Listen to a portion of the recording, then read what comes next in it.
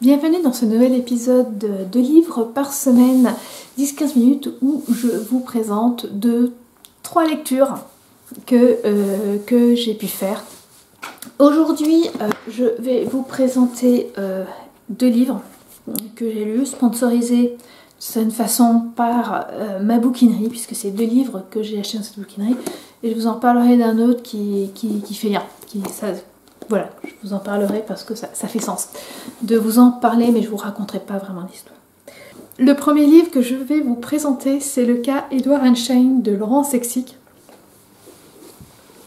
On va suivre l'histoire d'Edward, le deuxième fils d'Edward et Mileva Einstein, qui va devoir, dans les années 30, être interné parce qu'il est dangereux pour lui. Einstein viendra le voir 1 ou 2 fois dans cet asile. Edward en sort, il rentre, et en fait on va suivre ces années, à partir du moment où il rentre jusqu'à son décès, petit Edward, on va les suivre par les yeux de sa mère, de son père, et avec ses mots à lui.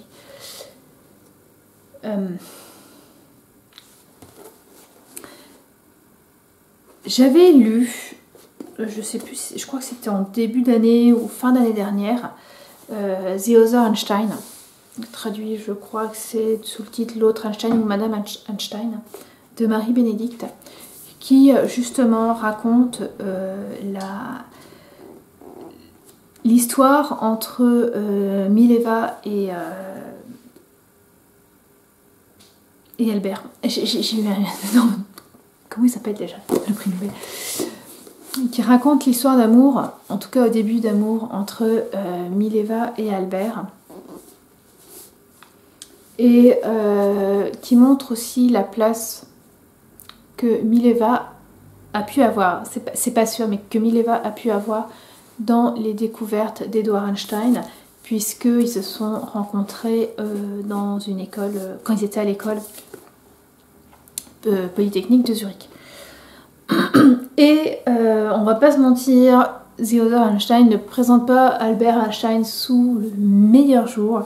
Donc c'est vrai que j'avais pris ce livre parce que j'en avais entendu parler, parce que j'avais envie aussi d'aller un peu plus loin que ce livre-là.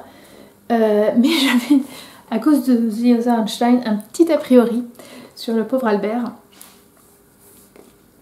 Et c'est compliqué. Et on s'aperçoit là, en tout cas sur les années, c'est des années qui ne sont absolument pas vues dans The Other Einstein. Mais on s'aperçoit à quel point ça peut être compliqué, puisque dans les années 30, c'est le moment où Albert Einstein va devoir quitter l'Allemagne pour aller se réfugier aux États-Unis. On s'aperçoit que c'est pas aussi simple que ça.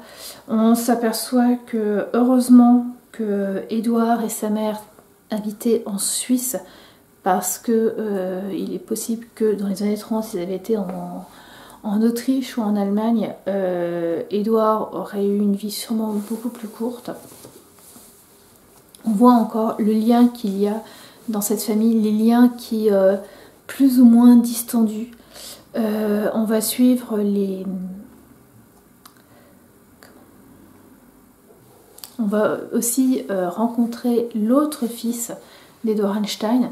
Et c'est vrai que c'est amusant parce que Edward Einstein, tout le monde connaît son nom. Il semble un peu posé comme ça, avec sa tête de grand-père.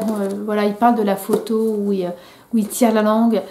Et voilà, on voit comme ça un peu, et on a quand même un peu l'impression qu'il est tout seul.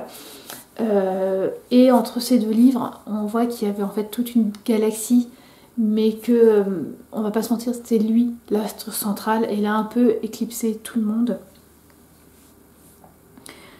Et c'était, le cas Edward Einstein était un livre qui parfois était très dérangeant. De rentrer comme ça dans la folie d'Edward, ou de voir, soit vraiment parce que quand il parle, quand on est dans sa tête, ou alors d'être avec ses parents et de le voir se dégrader, il n'y a pas d'autre mot, de voir sa santé mentale se dégrader, c'était parfois assez gênant. C'était parfois assez gênant. Et en fait, je sais pas si j'ai apprécié ou non ce livre. L'histoire était ce qu'elle est. L'écriture est impressionnante, vu ce dont il parle. Mais ouais, j'arrive pas à savoir si j'ai aimé ce livre ou pas. C'est rare, mais voilà, c'est vrai. On continue à parler Nobel et à parler physique-chimie, puisque le deuxième livre, L'idée ridicule de ne plus jamais te revoir, de Rosa Montero, va lui parler de Marie Curie et de Pierre Curie. Non, en fait, elle va surtout parler de Marie Curie. Rosa découvre le journal que Marie Curie a écrit pendant 1 an suite au décès inattendu et accidentel de Pierre. Et à partir de ces quelques lignes, parce que c'est un journal qui n'a duré qu'1 an, qui n'est pas extrêmement fourni, l'autrice va écrire quelques pages, il n'est pas très gros, mais quelques pages superbement lumineuses sur le deuil.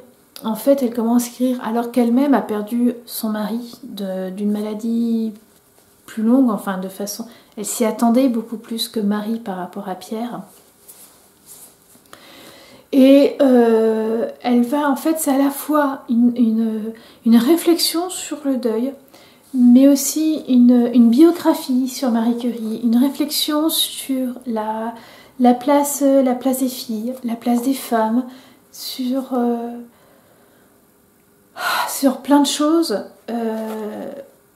C'était beau, c'était triste, c'était aussi joyeux. C'est un petit ovni en fait quelque part. Je sais pas comment c'est un peu comme comme le livre que j'ai lu en octobre, Le complexe de la sorcière d'Isabelle Sorrent. C'est des livres, mais on n'a pas spécialement, on sait pas où les classer. Si vous classez un peu vos livres, est-ce que je les mets dans les romans? Est-ce que je les mets dans les essais?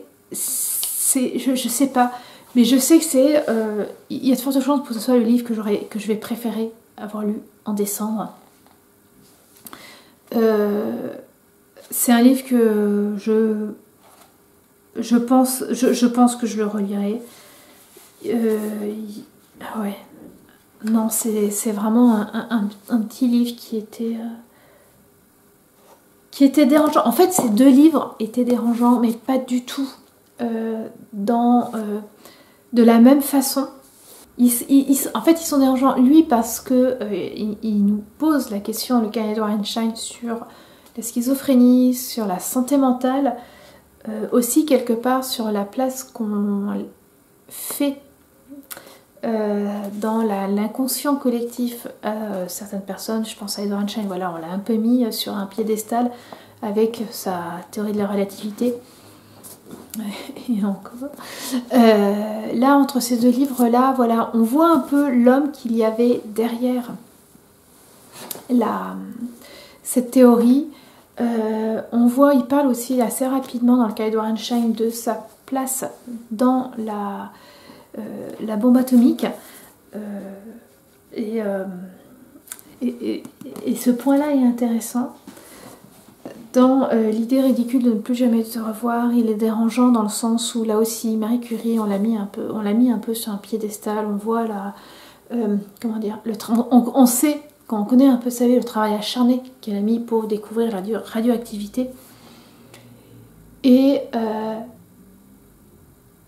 le livre parle un peu de tout ce qu'elle a dû abandonner d'une certaine façon pour y arriver, de ce qu'elle a dû subir en tant que femme dans les sciences. Voilà, en fait c'est très compliqué. J'ai adoré ce livre, mais c'est compliqué d'en parler. Là, voilà, j'ai l'impression que je tourne, c'est amusant d'ailleurs, c'est un peu comme cette image On voit une jeune femme qui est sur une plage et qui fait des sortes de ronds dans le sable. Ben voilà, là c'est la même chose. Je tourne, sans trop savoir que dire, en essayant de faire passer les émotions que j'ai lues sur le livre, je ne sais pas. Mais voilà, j'ai aimé ce livre. Ce livre-là, je vais le garder très très précieusement. Voilà, c'était le premier épisode de 2 livres par semaine de cette nouvelle année 2022. Très bonne année à vous toutes et tous. N'hésitez pas, si vous avez des recommandations de lecture, à me les donner. Voilà. Nouvelle année, nouvelle lecture, et on se retrouve la semaine prochaine. Au revoir.